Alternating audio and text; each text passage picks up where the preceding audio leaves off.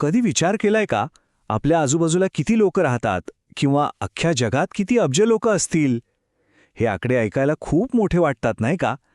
पण गंमत म्हणजे प्रत्येक आकड्यामागे ना एक माणसाची गोष्ट दडलेली आहे. आज आपण ह्याच कथांचा शोध घेणार आहोत. चला तर मग लोकसंख्येच्या या जगात एक मस्त फेरफटका मारूया. तर ह्या प्रवासात आपण काय काय बघणार आहोत? आपण काही इंटरेस्टिंग प्रश्नांची उत्तरं शोधणार आहोत. म्हणजे लोकसंख्या म्हणजे नेमकं काय असतं? काही ठिकाणी इतकी गर्दी का असते आणि काही ठिकाणी एकदम शांतता? लोकांच्या वयोगटावरून किंवा स्त्री-पुरुष संख्येवरून आपल्याला काय समजतं?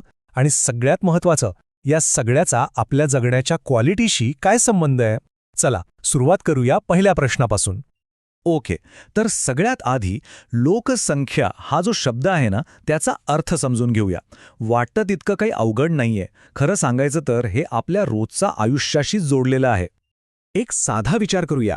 आपल्या वर्गात किती मुलं-मुली आहेत आणि पूर्ण शाळेत? हे मोजणं तसं सोपं वाटतं, बरोबर ना? पण हीच सोपी गोष्ट आपल्याला जनगणना म्हणजे काय हे समजून घ्यायला मदत करते. हे बघा, जसं आपण आपल्या वर्गातले विद्यार्थी मोजून सुरुवात करतो ना, अगदी तसंच संपूर्ण देशाची लोकसंख्या मोजली जाते. म्हणजे एका वर्गापासून सुरू झालेला प्रवास शहर, राज्य आणि थेट देशापर्यंत पोहोचतो. हाच लोकसंख्येच्या अभ्यासाचा खरा पाया आहे. मग याची पुस्तकी व्याख्या काय? एकदम सोपी आहे. लोकसंख्या म्हणजे काय, तर एका विशिष्ट जागेत, मग ते आपलं गाव असेल, शहर असेल किंवा अगदी आपला पूर्ण देश, तिथे राहणाऱ्या लोकांची एकूण संख्या, बस. पण सरकारला ही माहिती मिळते कशी? त्यासाठी जनगणना केली जाते. ही एक ऑफिशियल मोजणी असते जी काही ठराविक वर्षांनी होते. आपल्या भारतात उदाहरणार्थ दर 10 वर्षांनी जनगणना केली जाते. ठीक आहे, लोकसंख्या किती आहे हे तर कळलं. पण हे लोक राहतात कुठे? आणि त्याहूनही महत्त्वाचा प्रश्न म्हणजे ते त्याच ठिकाणी का राहतात? या प्रश्नांची उत्तरं आपल्याला भूगोलात मिळतात. यासाठी एक मस्त कन्सेप्ट आहे, लोकसंख्येची घनता. कल्पना करा, एका खोलीत 5 लोक आहेत आणि अगदी तेवढ्याच आकाराच्या दुसऱ्या खोलीत 50. कोणती खोली जास्त भरलेली वाटेल? अर्थात दुसरी, बरोबर? ती जास्त दाट किंवा घन आहे. अगदी तसंच एका चौरस किलोमीटरच्या एरियामध्ये किती लोक राहतात यालाच लोकसंख्येची घनता म्हणतात. आता महाराष्ट्राच्या या नकाशाकडे बघा. ही घनता आपल्याला अगदी स्पष्ट दिसतेय.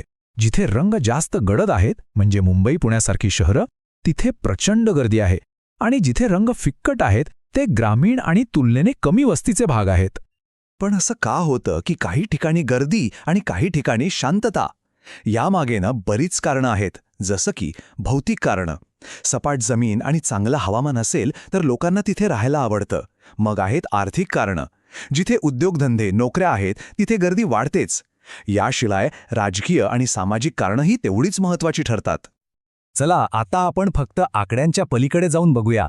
म्हणजे लोकसंख्येमध्ये नक्की आहे तरी कोण, त्यांचं वय काय, स्त्री-पुरुष किती आहेत, यातून आपल्याला खूप काही इंटरेस्टिंग गोष्टी कळतात. यातला एक खूप महत्त्वाचा आकडा म्हणजे लिंग गुणोत्तर. याचा सरळ अर्थ आहे दर 1000 पुरुषांमागे स्त्रियांची संख्या किती आहे.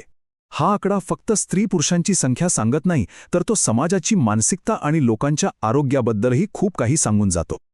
आपण भारतातच बघितलं तर वेगवेगळ्या राज्यांमध्ये खूप मोठा फरक दिसतो. म्हणजे बघा, एका बाजूला हरियाणासारखी राज्य आहेत जिथे हे प्रमाण खूपच कमी आहे, तर दुसऱ्या बाजूला केरळ आहे जिथे स्त्रियांची संख्या पुरुषांपेक्षा जास्त आहे. ही तफावत आपल्याला नक्कीच विचार करायला लावते. लोकसंख्येचं वयसुद्धा खूप महत्त्वाचं असतं. यात साधारणपणे 2 गट पडतात. एक असतो कार्यरत गट, म्हणजे जे लोक काम करून कमावतात, आणि दुसरा परावलंबी गट, ज्यात लहान मुलं आणि ज्येष्ठ नागरिक येतात. कोणत्याही देशाच्या अर्थव्यवस्थेसाठी ह्या 2 गटांमधलं संतुलन खूप खूप महत्त्वाचं असतं. आता ग्रामीण आणि शहरी लोकसंख्येचा विचार करूया. या दोन्हींमध्ये खूप फरक असतो. ग्रामीण भागातले लोक मुख्यतः शेती किंवा त्यासारख्या प्राथमिक कामांमध्ये गुंतलेले असतात, तर शहरातले लोक उद्योग आणि सेवा क्षेत्रात काम करतात. आणि साहजिकच यामुळे त्यांच्या जीवनशैलीत आणि राहणीमानातही आपल्याला मोठा फरक दिसून येतो. लोक काही एकाच जागी राहत नाहीत, ते एका जागेवरून दुसऱ्या जागी जातात, म्हणजे स्थलांतर करतात. पण लोक आपलं घरदार सोडून दुसऱ्या ठिकाणी का जात असतील? स्थलांतर हा लोकसंख्येच्या कथेचा खूप महत्त्वाचा आणि सतत बदलणारा भाग आहे. इथे 2 शब्द समजून घेणं महत्त्वाचं आहे, आगमन आणि निर्गमन. जेव्हा लोक बाहेरून आपल्या प्रदेशात राहायला येतात तेव्हा त्याला आगमन म्हणतात आणि जेव्हा आपल्याकडचे लोक प्रदेश सोडून बाहेर जातात तेव्हा त्याला म्हणतात निर्गमन. सोपं आहे. मग लोक स्थलांतर करतात तरी का? याची कारणं वेगवेगळी असू शकतात. काही कारणं त्यांना नवीन ठिकाणी खेचून घेतात, जसे की चांगलं शिक्षण किंवा नोकरीची संधी. तर काही कारणं त्यांना त्यांची जुनी जागा सोडायला भाग पाडतात, जसं की एखादी नैसर्गिक आपत्ती किंवा युद्ध. आणि हो, लग्न हे सुद्धा जगभरात स्थलांतराचं एक प्रमुख कारण आहे. आत्तापर्यंत आपण बरेच आकडे पाहिले, पण या आकड्यांच्या मागे जे लोक आहेत त्यांचं आयुष्य कसं आहे, त्यांच्या जीवनाचा दर्जा कसा आहे? चला आता आपण अशाच काही गोष्टींचा विचार करूया ज्या आकड्यांच्या पलीकडच्या आहेत. यातली पहिली गोष्ट म्हणजे साक्षरता दर. याचा अर्थ एकूण लोकसंख्येपैकी किती टक्के लोक लिहू आणि वाचू शकतात. हा दर कोणत्याही समाजाच्या सामाजिक आणि आर्थिक विकासाचा एक खूप मोठा इंडिकेटर असतो. आता जगभरात पाहिलं तर या साक्षरतेच्या दरात आपल्याला प्रचंड तफावत दिसते.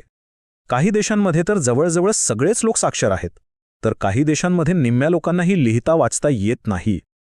यावरून एक गोष्ट अगदी स्पष्ट होते: शिक्षण आणि विकास यांचा थेट संबंध आहे. जीवनाचा दर्जा मोजण्यासाठी अजून एक महत्त्वाचं टूल आहे, ते म्हणजे मानव विकास निर्देशांक किंवा HDI. याची खासियत ही आहे की हे फक्त देशाच्या आर्थिक उत्पन्नाकडे बघत नाही, तर आरोग्य, शिक्षण आणि राहणीमान या 3 महत्त्वाच्या गोष्टींवर लक्ष केंद्रित करतं. हा तक्ता आपल्याला दाखवतो की या निर्देशांकाच्या आधारावर देशांची क्रमवारी कशी ठरते. यातून आपल्याला कळतं की कोणता देश फक्त आर्थिकदृष्ट्या नाही, तर खऱ्या अर्थाने मानवी विकासात किती पुढे किंवा मागे आहे. तर मग एकंदरीत काय? लोकसंख्येची ही आकडेवारी म्हणजे दुसरं तिसरं काही नसून ती आपलीच कहाणी आहे. ती आपली आव्हानं दाखवते आणि आपली प्रगतीसुद्धा. मग विचार करण्यासारखा प्रश्न हाच आहे की भविष्यातली आपली आकडे कोणती नवी कहाणी सांगतील?